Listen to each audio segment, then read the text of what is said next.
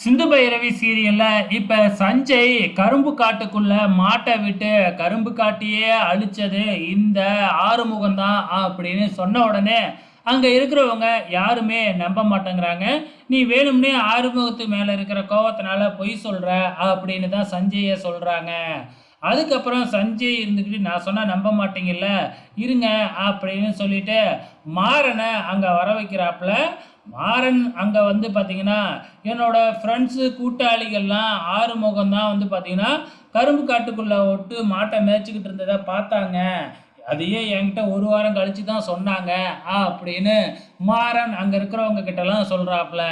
சஞ்சய் சொல்லியே நம்பல, மாறன் சொல்லியா நம்புவாங்க? ஏற்கனவே மாறன் வந்து எப்போ இந்த குடும்பத்தை பழி வாங்கலாம், ஆறுமுகத்தை பழி வாங்கலாம்னு காத்துக்கிட்டு இருக்கிறாப்புல. அதனால மாறன் சொல்றதையும் நம்பல.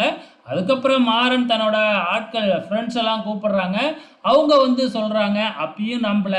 எதுக்கு இவ்வளோ இதெல்லாம் பண்ணிக்கிட்டு இருக்காங்க? டைரக்டா வீடியோ ஆதாரத்தையே காமிச்சிருக்கிறாப்புல இல்லையா? இதெல்லாம் சொல்லியும் யாரும் நம்பாததுனால கடைசியா வீடியோவை எடுத்து காமிக்கிறாங்க. அந்த வீடியோவில் ஆறுமுகம் மாடுகள்லாம் வந்து கரும்பு தோட்டத்துக்குள்ள விட்டு மேய்க்கிறது அப்படியே அப்பட்டமா பதிவாயிருக்கு. அதுக்கப்புறம் என்ன, அந்த வீடியோவை எல்லாருமே வாங்கி பார்க்குறாங்க. ஸோ ஆறுமுகம் வந்து காட்டில் மாட்டை விட்டு மேய்ச்சது இப்போ உறுதியாயிடுச்சு. இதுக்கப்புறம் வந்து பார்த்தீங்கன்னா பைரவி ஆறுமுகத்தோட சட்டையை பிடிச்சி உழுக்கு உழுக்குன்னு உலுக்கி ஏன் இப்படி பண்ணன அப்படின்னு கேள்வி கேட்குறாங்க.